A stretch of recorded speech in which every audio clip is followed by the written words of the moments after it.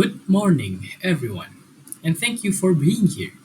Today, we'll be discussing something that has shaped our generation, something that affects every student, every teacher, and honestly, every single one of us in this room. Our presentation is titled Digital Well-Being and Mental Health of Students in the Post-Academic Era. Now, that might sound like a big, heavy topic, but trust me, this is actually our daily life we're talking about right now. Think about it. When was the last time you went a whole day without using your laptop, phone? I bet it's like very, very forgettable, right? For most of us, that's almost impossible. Our screens have become a part of us for studying, socializing, for entertainment, and even for comfort. But that connection has a price. Will be we've all been through the pandemic. We all know what it feels like. One day we were in class with friends and the next we were staring at little boxes on screen trying to look awake. I remember trying to join class with my camera off because my Wi Fi was lagging, or maybe because I hadn't brushed my hair, or maybe because I just hadn't enough sleep that time. But behind all those funny stories, something serious was actually happening. Our daily routines, our habits, our mental health, everything was being rewritten by technology. And that's what we're going to talk about today. We want to understand how digital life has shaped our minds and, more importantly, how we can take back control. So, let's begin by revisiting how this all started when the pandemic hit and when the world suddenly went online. The COVID 19 pandemic has changed how students learn, shifting education towards digital platforms. Digital well being refers to maintaining a healthy relationship with technology. Mental health refers to emotional, psychological, and social well being. The issue: the increase of digital exposure will cause higher risk of stress, anxiety, and burnout. Well, let's start here. When COVID 19 spread across the globe, it didn't just stop travel or close borders, it shut down classrooms. Overnight, millions of students went from sitting in rows of desks to sitting alone in front of glowing screens. Teachers had to learn new apps. Parents had need to become a part-time tech support, and students, well, we become we became a professional multitaskers. Some of us loved it at first. We thought, finally, I can stay home in pajamas and still attend class.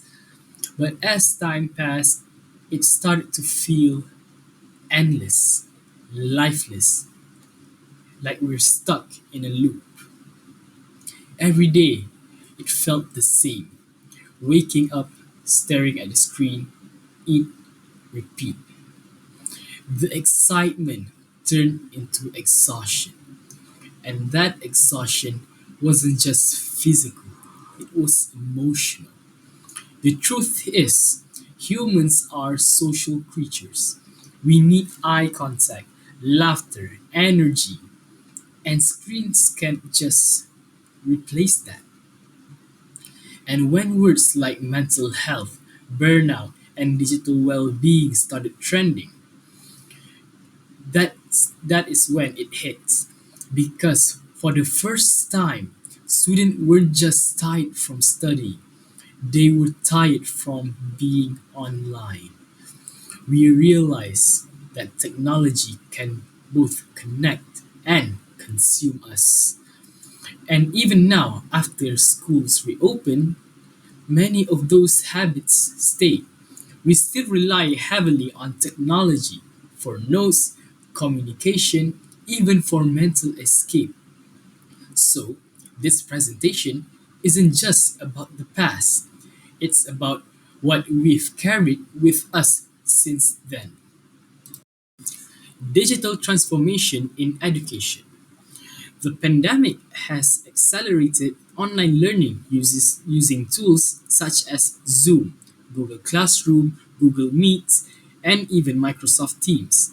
Students have to adapt to remote classes, online tests, and e-learning resources, and that is when the impact hits. Let's talk numbers for a second. According to UNICEF, more than 1.6 billion students, yes, billions, across the globe were affected by school closures. That's almost the entire student population of the planet at that time. Classes moved online, exams went digital, and life became one long live stream. And with that came something called Zoom fatigue. Because after hours of staring at screens, your brain starts to lose focus. You feel tired, your eyes burn, and your minds become foggy. Sounds familiar? I think we've all been there. And it wasn't just a physical stain, it was an emotional one too. Students began to lose motivation. Some couldn't keep up due to internet problems. Others missed the simple act of laughing with friends during recess. Even in Malaysia, students showed an increase in stress and anxiety among secondary and university students during online learning. We adapted quickly, but not always healthily. And the effects didn't stop when the pandemic ended. Many students today still find it hard to concentrate in physical classes or spend less time socializing because they've grown used to the digital bubble.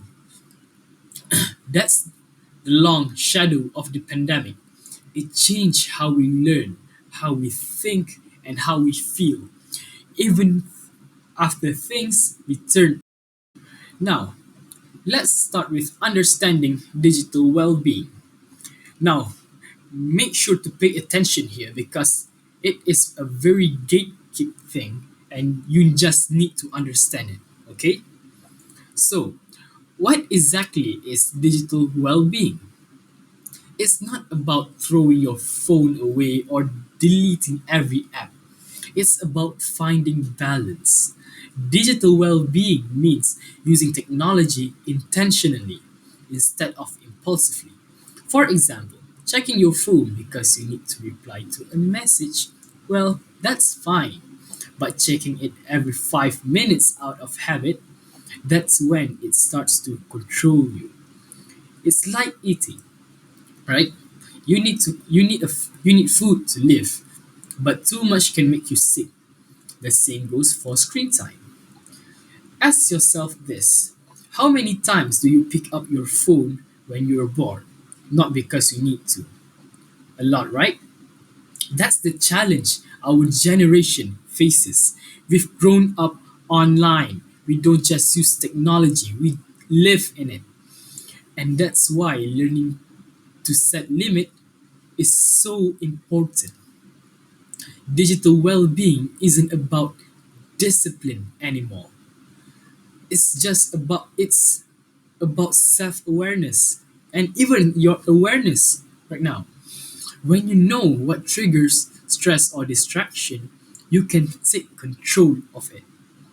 And when we manage that, technology becomes a tool that serves us, not the other way around. Now, let's dive into the deeper part. Yes, you're seeing it on the screen, the impact on mental health. During the pandemic, many students began to feel anxious, lonely, and unmotivated. Due to this is probably because due to the lack of face-to-face interactions, which can affect social and emotional development.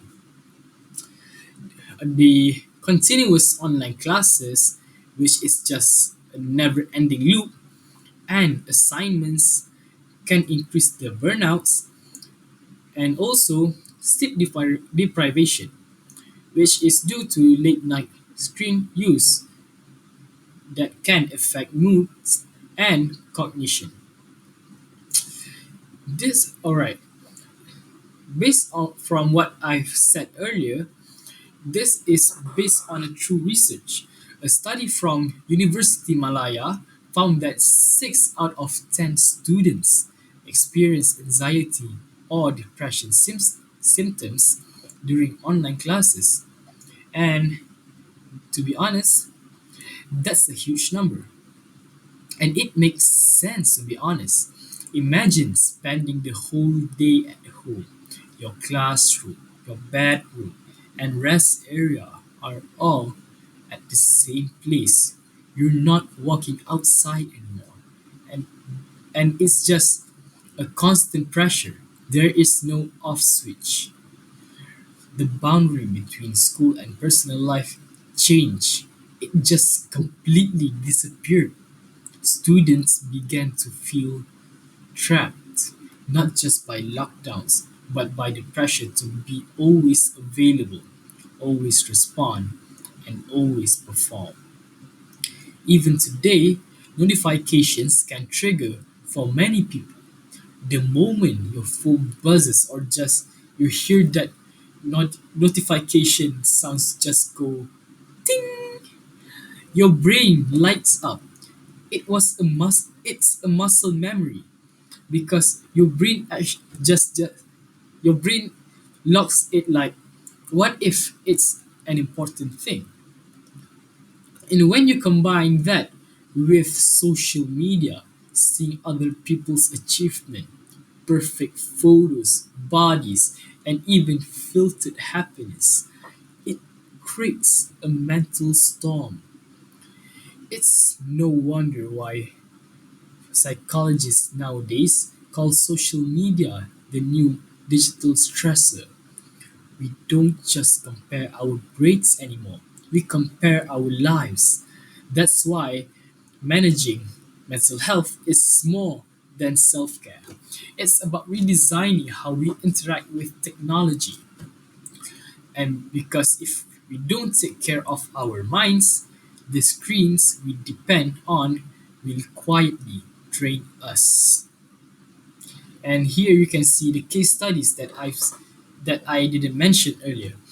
That according to World Health Organization (WHO) in 2022, 1 in 7 adolescents suffers from mental health issues globally.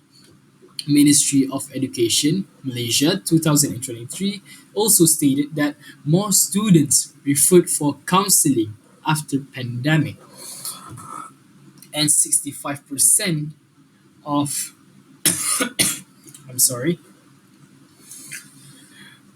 according to a research from University of Malaya, the screen time that students usually use rose from 5 hours a day, which is pre-pandemic, to 9 hours a day, which is post-pandemic. To be honest, that is a lot of changes, and this is very dangerous too. But when you think again, technology isn't all bad, to be honest. There are a lot of positivity in it too. Without apps like Zoom, Google Meet, and Microsoft Teams, millions of students would have lost their education. It also helped keep friendships alive, made learning more flexible, and discovering new passions. In it actually, if you can see there, it actually saved education during the pandemic. Because imagine, without apps like Zoom, Google Meet, and Microsoft Teams, millions of students would have lost their education entirely. We're not talking about the secondary and university students only. We're talking about students starting from kindergarten until to the students that are from universities, right? And beyond academics, it also helped to keep friendships alive. Online games, virtual meetups, even watching Netflix together by using Discords can actually help us to remind that we weren't truly alone in this lockdown. Technology also made learning more flexible, like as you can see here. Because students now could access lessons at their own pace, they can actually understand things without rush, and they can actually digest the information first actually before actually applying it into homeworks and exams. This also means that they could just watch replay recordings and explore online resources that weren't available before, which and by before I mean during their time in the classrooms. Okay, some even discovered new passions. Well, basically during the pandemic, since editors don't have things to do, they just edit videos for fun without expecting any payment back. This then were posted on TikTok, Facebook, and Instagram Reels. This actually attracts new new generations to actually pursue editing. For example, video editing, graphic design, and coding, simply because they had access to online tools compared to before. And let's not forget mental health support apps, helplines, and awareness campaigns started started online. For many, these digital spaces became a safe haven, a safe place to talk, share, and heal without that much consequences. So, yes, technology has power, but like all power, it depends on how we actually use it. Hello and good morning to everyone. Today, I will be continuing the slide with the challenges of digital well being. So, in this digital age, our lives are surrounded by screens. From the moment we wake up to check our phones to the time we scroll before bed, technology plays a huge role in how we work, study, and communicate. However, as much as digital tools make life easier, they also bring new kinds of challenges that can affect our mental, emotional, and physical health. So let's explore some of the challenges of digital well-being. So first of all, let's start with the most obvious one, which is excessive screen time. So when we spend too many hours looking at screens, whether it's our phones, laptops, or televisions, our eyes, body, and mind start to suffer. Prolonged screen exposure can cause eye strain, headache, and blurred vision. You might have experienced something called computer vision syndrome, where your eyes feel dry or tired after staring at a device for too long. Apart from physical strain, excessive screen use also disrupts our sleep schedule. The blue light emitted by the screens interfere with the melatonin production, the hormone that helps us sleep. This can lead to insomnia or poor sleep quality, making us tired, irritable, and less productive during the day. So, for this, the second one is digital fatigue. Now, let's talk about digital fatigue. Digital fatigue is when we feel mentally drained from being constantly connected. Think about it. We attend online classes, reply to messages, watch videos, and scroll through endless content. Our brains are processing massive amounts of digital information every second.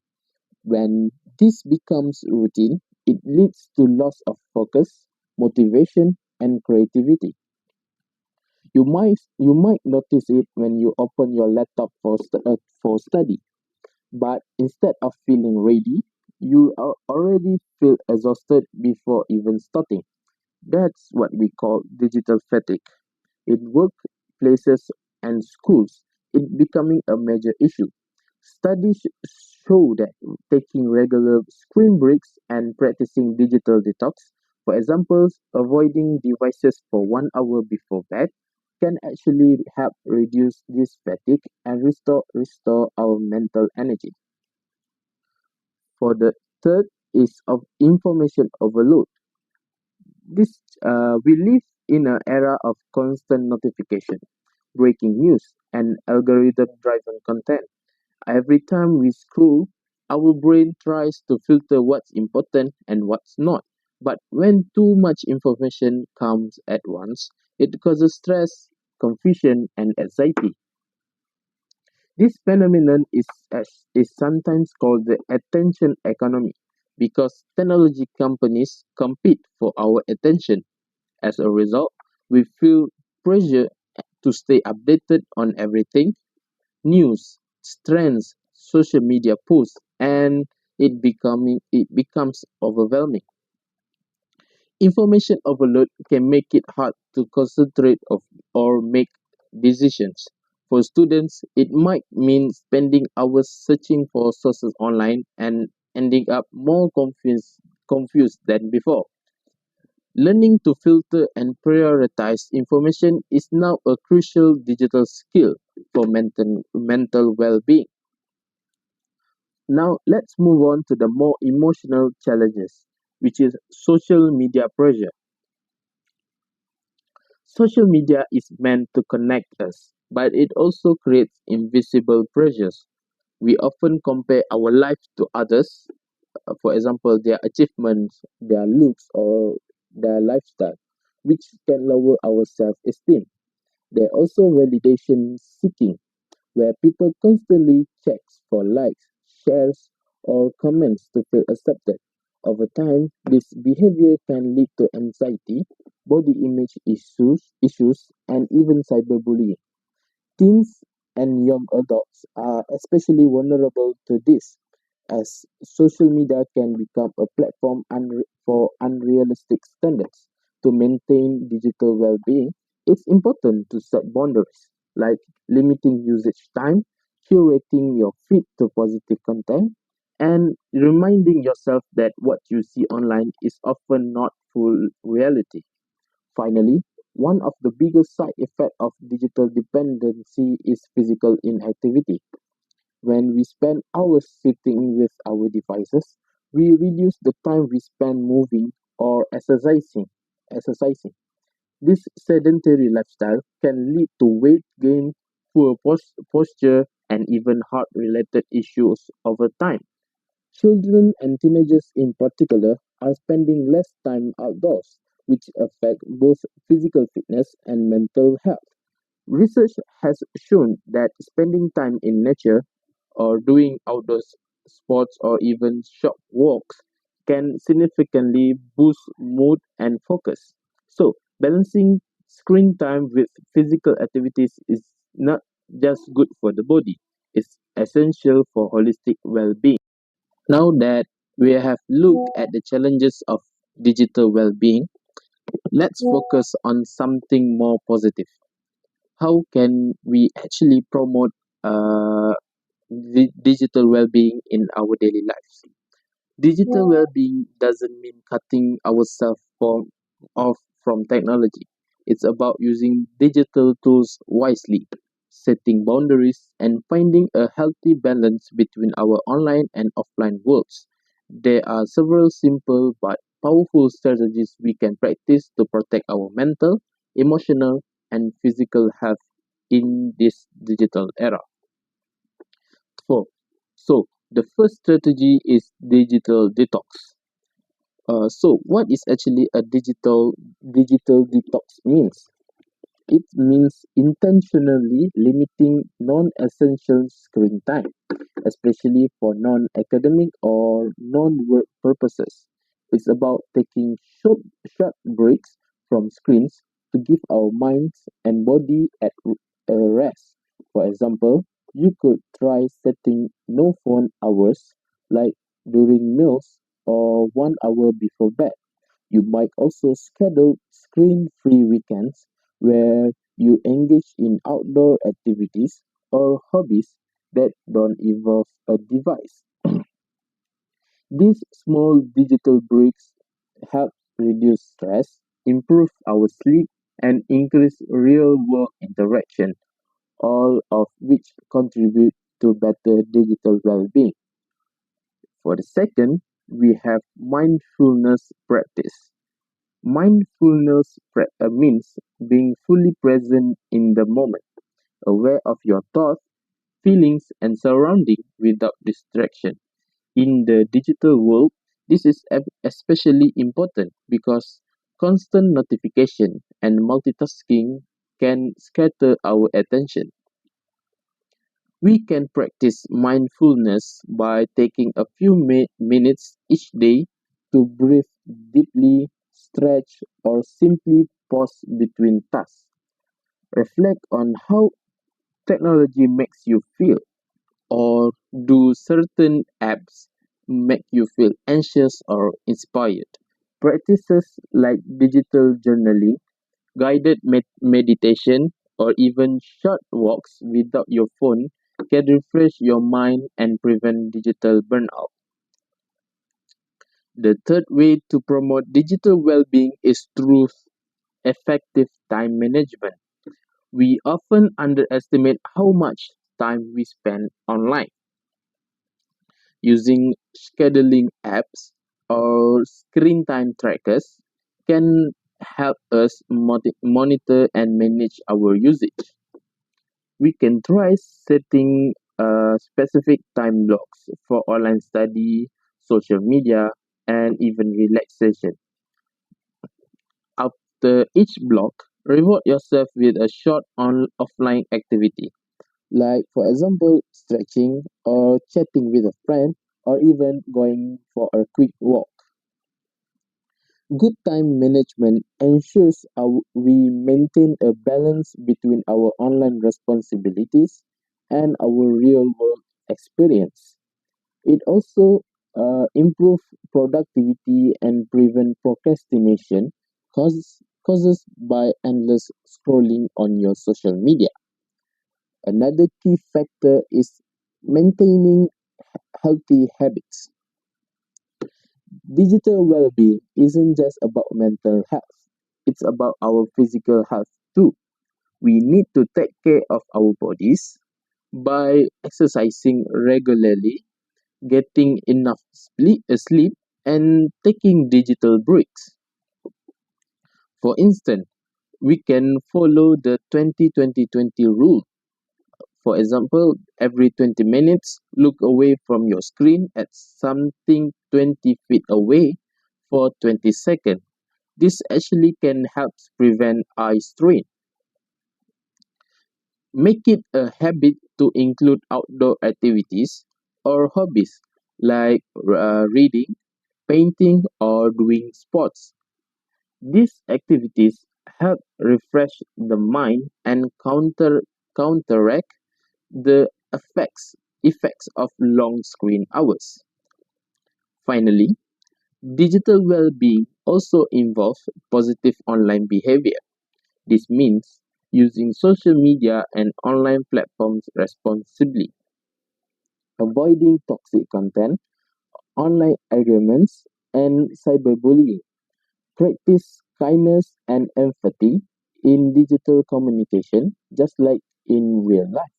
It also means being aware of digital multitasking. For example, trying to chat, watch videos, and study at the same time. This reduces focus and increase stress. Instead, try doing one task at a time for better results. And most importantly, limit unnecessary scrolling. Ask yourself, am I learning something or just passing time? That awareness can help you. Now that we have talked about how individuals can promote digital well-being, let's look at bigger picture. The role that schools and parents play in guiding students toward healthy digital habits. Digital well-being isn't something we can achieve alone. It's a shared responsibility between students, educators, and families. Both schools and parents have an important influence on how young people interact with technology, manage screen time, and maintain balance in their digital life. So let's start with schools. Schools are not only places for academic learning, but also environments that shape students' values, behavior, and lifestyle.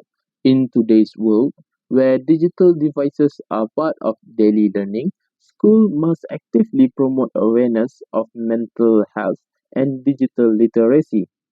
First, schools can introduce mental health and digital literacy programs. These programs can teach students how to use technology responsibly. For example, understanding the impact of excessive screen time, how to identify credible online information, and how to protect personal data. Second, schools should provide access to school counselors and organize mental health workshops.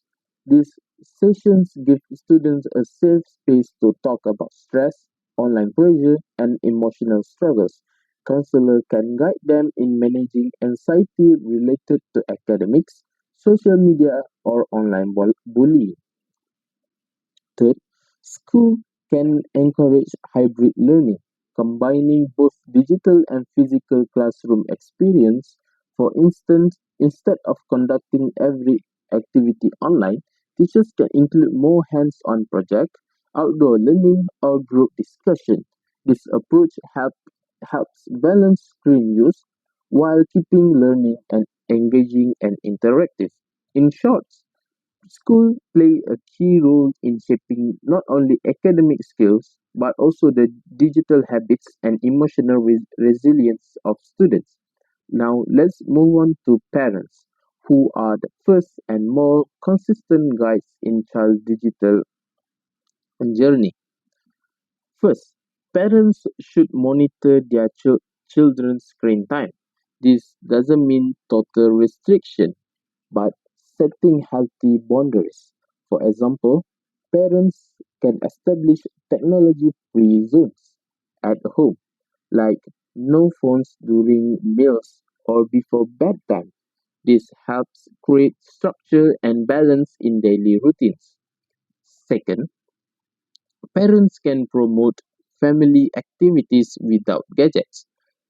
A few simple things like outdoor walks, board games, or cooking together can strengthen family bonds and remind children that happiness doesn't always depend on digital entertainment. Third, parents need to communicate openly with their children about stress and online experiences. Instead of scolding and restricting, they should have a conversation about what children encounter online, whether it's positive or negative. This builds trust and allows children to share concern like cyberbullying, peer pressure, or content that makes them uncomfortable. Ultimately, parents serve as a role models. When children see adults practicing balance, like putting away devices during family time, they will learn to do the same. As we come To final part of our presentation, let's look ahead to the future of digital well-being. Technology will continue to evolve rapidly from artificial intelligence to virtual reality, shaping how we learn, work, and connect with others. But the question remains, how can we make sure that our digital future supports human well being instead of harming it? The answer lies in developing a human centered digital culture where innovation goes hand in hand with care, balance, and education. Building a healthy and educated digital culture. In the coming years, creating a healthy digital culture will become a shared national goal. One of the most important steps is the integration of digital well-being education into the national curriculum. This means that schools across the country will teach students not only how to use technology but also how to manage it responsibly, understanding screen time balance, online ethics, and emotional regulation. Through this, students will grow up with the knowledge and discipline to protect their own mental and physical health while using digital tools. At the same time, there must be greater collaboration between the Ministry of Education, technology companies, and non-government organizations to promote healthy technology habits nationwide. For instance, technology companies can provide insight into user behavior and design wellness features, while NGOs and educators can organize campaigns and workshops that emphasize digital balance and cyber safety. This collective effort ensures that digital well-being becomes not just a school topic but a national mindset. The second one, the future will also depends on how well we balance innovation with well-being. As artificial intelligence become more advanced, we can expect that development of AI-driven application designed to support mental and digital health. These apps might track screen time, detect signs of stress, and even suggest personalized wellness breaks or relaxation activities. Instead of letting technology overwhelm us, we'll have tools that help us regulate our own digital behavior.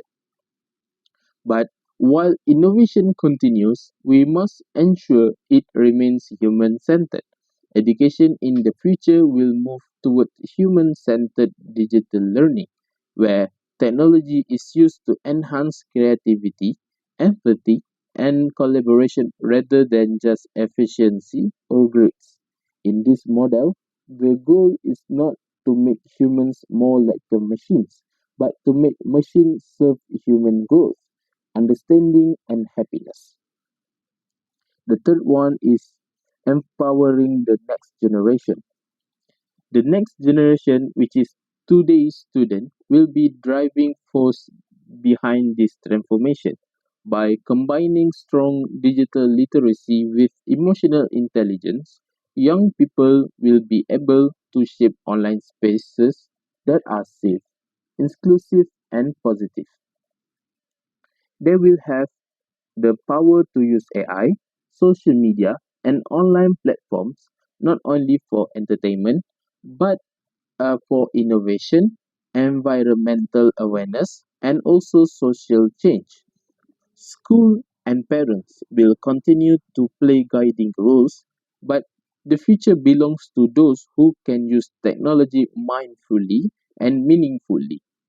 When students are empowered to lead with empathy, they will help build a digital world that reflects humanity based values, which is creativity, respect, and compassion. In conclusion, the post pandemic era has made digital learning a permanent part of education. However, mental health must be prioritized alongside technological advancement. Balance is key, as technology should be a tool for learning and not a source of pressure. Everyone, which includes students, teachers, and parents, has a role in fostering digital well being. We've come a long way since the first lockdown. We've seen how powerful technology can be and how fragile our minds can become when we lose balance. The digital world is here to stay, but it's up to us to decide how we live within it. We can't just delete the internet.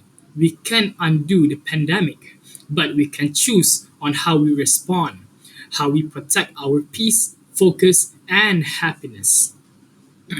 Digital well being isn't about rejecting technology because it's about just respecting it, using it to grow and not to escape.